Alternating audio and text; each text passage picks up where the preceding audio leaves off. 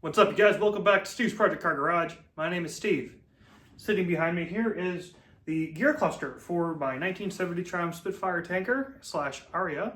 And today we're going to go ahead and actually get assembling the transmission.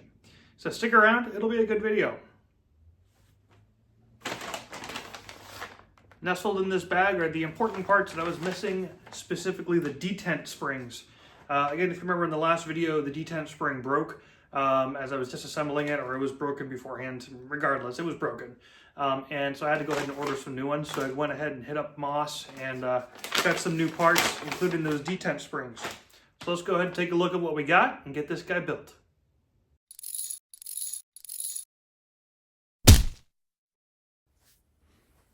All right, so here's what we got. So I ended up actually not ordering the bearing for inside the main shaft, and I forgot to order it, I guess. So I ordered a new one, got that from Moss here. That's going to be for right about in here. Got myself another circlip because the one that I had I bent.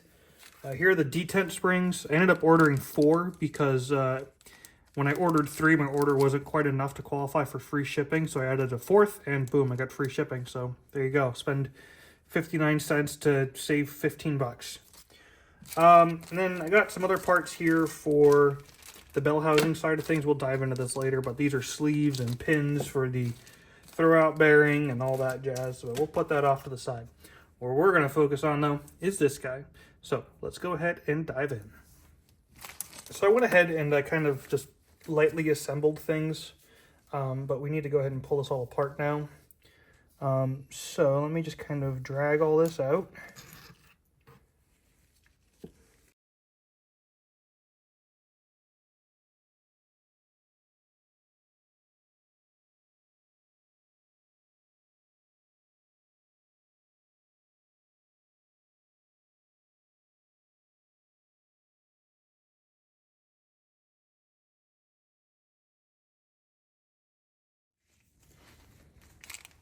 All right, so we have the synchro hub apart.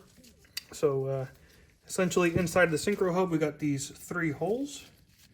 And these 3 holes, we're going to go ahead and put those detent springs in, and then the ball bearings. So I'm going to go ahead and just try to get some of this assembly goo on into each one of those holes. Okay.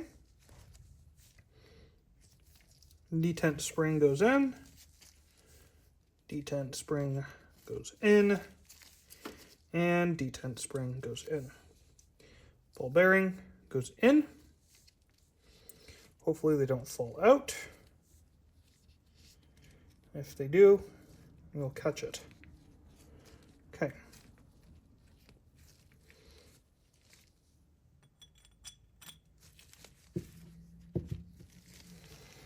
All right. Maybe. Boy, that does not want to budge. And that's the way it was before, though, too, so.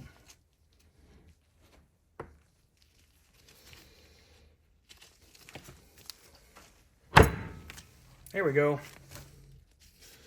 Synchro ring is assembled. Awesome. Okay. While we're waiting, while we're at it, we have our bearing. And so what we'll do is we'll just smear a bunch of assembly goo on in the bearing. Because, yes, on the assembly goo, we need plenty of that. And that will pretty much just ride right there. Fantastic. All right, so let's go ahead and start putting this guy together. All right, so here's how we're going to start. We have our little half washers that I used some of the assembly goo on to get them to hold on in there. And we're going to go ahead now and we're going to take first gear. And we're going to slide first gear on. And first gear is going to hold those little half washers there. Next, we're going to take a synchro ring. Place the synchro ring down and on. Make sure that's got a nice, good, tight fit, as that does. And now next is going to be the synchro hub. Synchro hub, this is actually what I did backwards. So we're going to go ahead and place a synchro hub with the boss end out, facing the back side of the gearbox. And we're going to get this on here. And then we're going to get it to kind of clip in place. And then we're going to have to turn the synchro ring ever so slightly to just get that to slip into the grooves. Okay. Now, next is going to come another synchro gear, or synchro ring. Now, we're going to have a washer. This is a thrust washer. Thrust washer is going to go ahead and face towards second gear.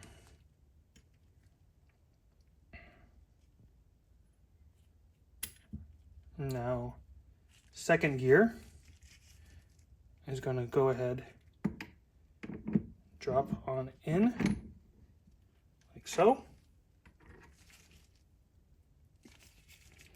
And then we have a washer. And then we have, let's see here, third gear, which should drop in like so. And then we're going to have this washer, which is going to go ahead and drop in like so. And next will come the retaining clip. So let me go ahead and just double check the order on all of this stuff. And then if everything is correct, we'll go ahead and put this retaining clip on.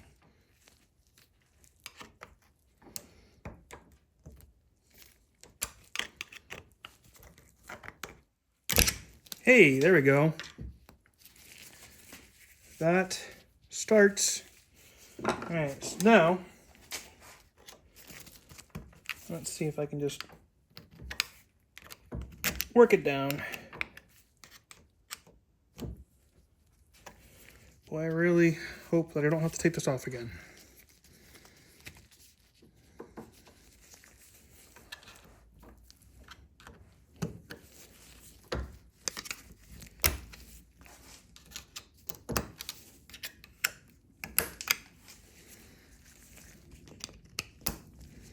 Okay. Well, that's on. I hope it's the last time it has to come off. 24 hours later. Got the gear cluster all put together. It's ready to roll. So we have everything assembled here. And what I did is I dropped the lay shaft down and actually removed the lay shaft altogether and put the dummy shaft back in so I could lower the lay gear. One thing I also did is I went ahead and I removed the shaft for the reverse gear. Originally I thought that would be a good thing to have that in there, but I'm going to be using the press to go ahead and actually press this together with the bearing. And in order to do that and get a good seat on the press, you actually have to have this shaft out, otherwise it protrudes and it causes it to be unstable, and you just don't want to have anything that binds up. So now what we're going to do is we're going to take this and we're going to pass this gear cluster through here, and then we're going to go ahead and attach the bearing on the back. And then we're going to use the press over here to go ahead and just press this guy all together. So let me go ahead and get you set up and let's see if we can get this done. One thing that I almost forgot, which would have been a real pain, is that before I go ahead and put the bearing on, you actually should go ahead and fit your synchro and your synchro hub on here, because if you don't, you won't be able to fit it at a later time, because you have to be able to turn the actual main shaft at an angle. So let's get ahead that done now. And of course, try not to lose your half washers.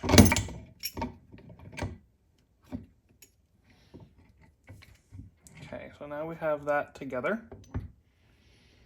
And we can put this synchro on at any point, so we're just going to leave that off for the time being. We have our washer there. We have our bearing.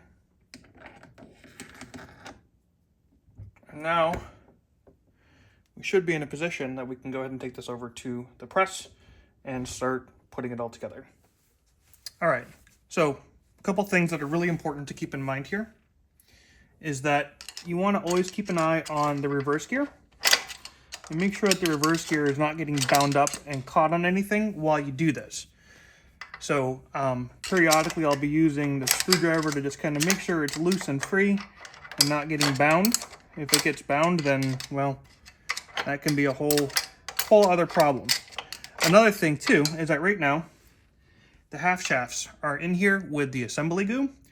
Or not the half shafts, I'm sorry, the half thrust washers are in here with assembly goo. You want to make sure that none of this binds as it all comes down and gets presses together. And you may end up having to just kind of rotate the synchro ring a little bit to get it to fit in. But we're going to just take this slowly. And right now we're just going to press on the case to start pressing the bearing on in.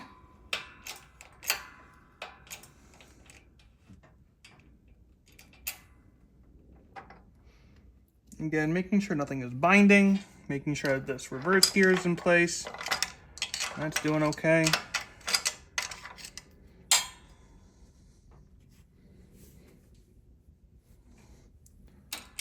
Okay.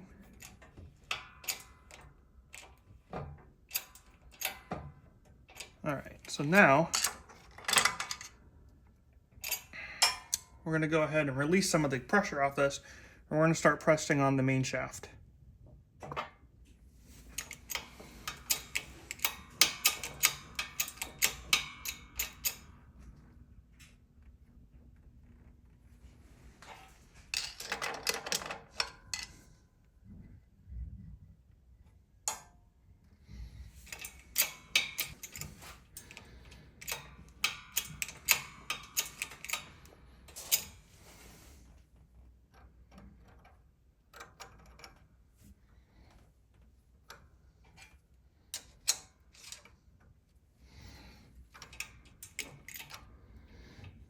And I'm just using this flathead to kind of make sure that the synchro ring stays oriented correctly. It seems to be.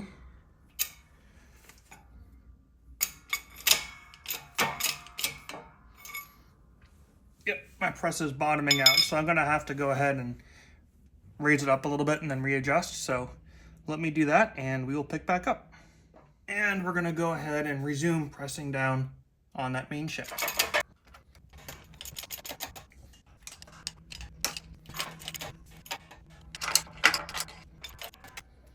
All right, so the main shaft is now pressed down. Biggest thing what I got to do now is just keep pressing the case down a little bit more, the actual housing, and we'll be good. So let me go ahead and back this off a little bit, and I may need to find just like a thinner piece of wood to lay on top of this, but yeah, you get the drift. All right, so now that we have the bearing installed, I'm going to go ahead and get this rear washer put on.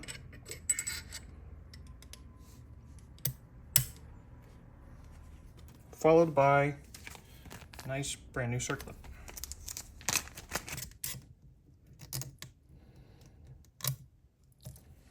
There we go. That wasn't too bad. Circlip is on. Washer is on. Great. So I think that what I'm going to do is take this opportunity now to install the reverse gear, just so that way I don't have it sitting loose. So throw some gloves on, get that put in, and then we'll go ahead and worry about getting the input shaft put on. All right. So I know this is really kind of difficult to see. I know I'm having a hard time seeing, but I've got my input shaft here for the reverse gear lubed up, and I'm trying to find the clocking and the orientation for the bolt. And I'm going to go ahead and just slowly get this guy on in. There we go. And now it's going to take a little bit of wiggling, I'm sure, to try to locate that hole for the bolt to go into. But I'll work this out, and should be able to get this guy in there pretty easily.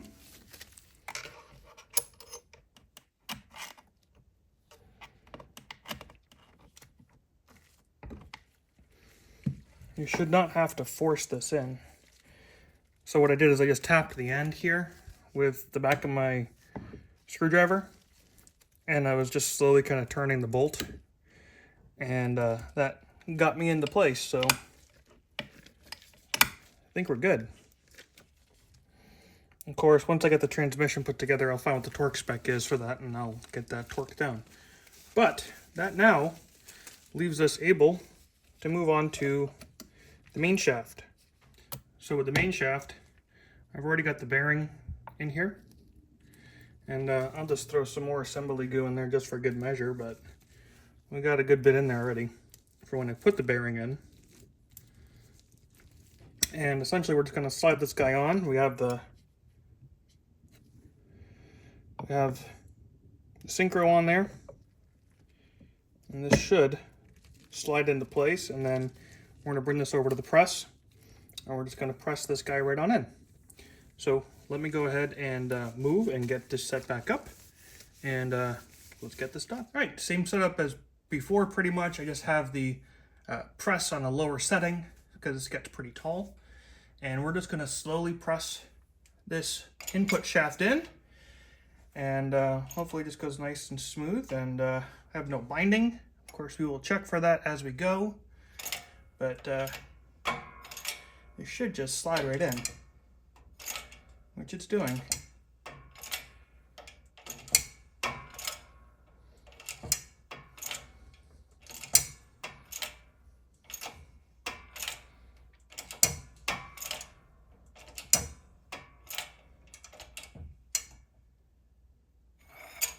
We'll stop right there. All right, so now that we have the bearings all pressed in, everything seems to be going nicely. There's no binding, everything is pretty happy. We got to put the lay gear back on in. So the lay gear is sitting down at the bottom, and we need to use the lay shaft to get that in, push the old dummy lay shaft out. So to do that, what I'm going to do is take this guy over to the vise. I'm going to stand it upright so that way I don't have gravity fighting me, causing the lay gear to drop constantly. And then fingers crossed we should be able to just get this guy on in, and yeah, go from there. All right, so this is kind of a precarious thing to try to do, let alone do and film. But I'm gonna kind of give you a little bit of an idea of what's going on. So in here, I've got the washers and everything, the thrust washers that we put in earlier, and the lay gear sitting in here, and it's just kind of down at the moment. And so what I'm gonna do is I'm gonna just use a screwdriver here to kind of try and convince or move this guy just a little bit, so that way I can kind of get it somewhat up into the right position. And you may end up having to kind of turn the gear a little bit to try to get it to sit nice and flush, but you can kind of get the idea of what I'm trying to do here. But you really got to try to get the actual gear up and in and get the gears to mesh with what's in the gearbox. And then once they actually mesh, then you can actually get it up into place. So now I've got that sort of in there. I'm going to throw some assembly goo on the shaft. And I'm just going to slowly try to work this guy in. See if I just a little bit of wiggling here and there to try to get it started.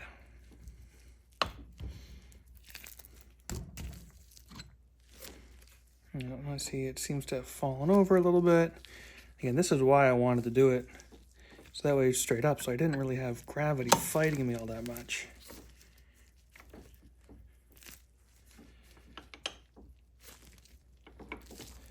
But eventually what will happen is you're going to feel this guy just drop right into place.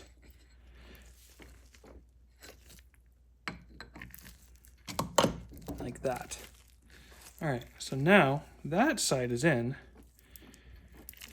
Now it's a matter of getting the bottom to line up and do the same.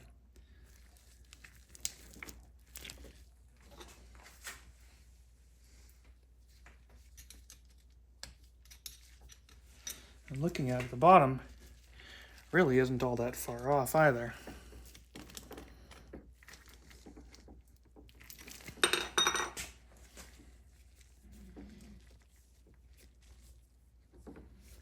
You can see that I'm able to actually push it.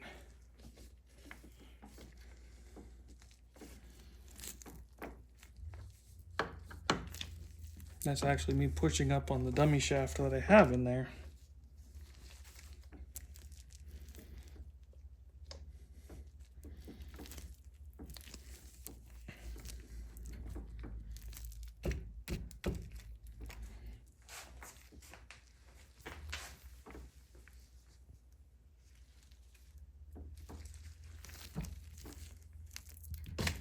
There we go. Dummy shaft is out. And we're in. See, that wasn't too bad. Just clean up a little bit of that excess grease. And now, we'll get it back onto the bench and we'll just check to see how everything is meshing together. Houston, we have a problem. All right, so we're gonna show you a little something here. So as you spin this, you'll notice that all of a sudden the input shaft, like, you hear that?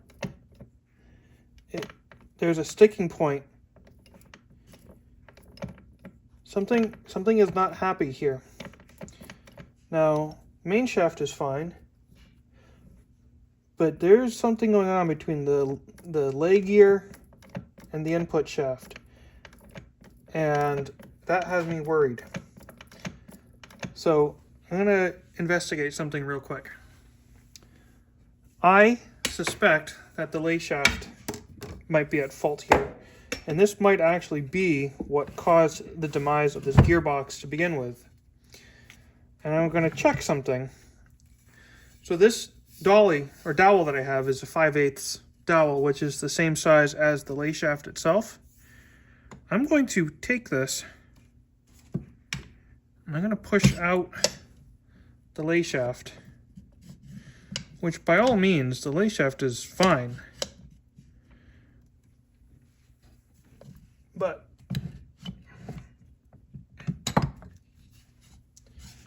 check this out. It's fine. There's something going on with this lay shaft. When you look at it, let me show you closely, you can see marks here from bearing. And I can kind of feel a little something here. And with the naked eye, you really can't tell. But I think we have a problem. I'm going to bring this inside and I'm going to put it on a piece of machined aluminum, which I know is dead flat. And we're going to see if this lay shaft could be what caused all this gearbox's problems in the first place. All right, so we're in my kitchen and we have the lay shaft, and this is a chunk of 6000 series aluminum that is milled to a perfectly flat surface. It's actually an award from work for a 10-year anniversary. If you know, you know. Anyways, it's perfectly flat. It's like the flattest thing you're going to find in my house. And I had to set the light up here so I can kind of demonstrate this for you. So this is the rear of the lay shaft. That's the one that comes out in the back. This is the front of the lay shaft. This is where the fourth gear on the lay gear sits roughly. Third somewhere around here, so on and so forth. I'm going to try to get this on camera so I can show you. Let's see. So I'm sorry that the flashlight or the phone there is right in the way, but this is the best way I can demonstrate this. Check this out. You see that?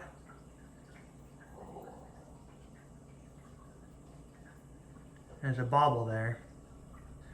Now, the phone, it makes it kind of hard for me to demonstrate it. Let me see if I can come down here a little bit better. Watch. You see that?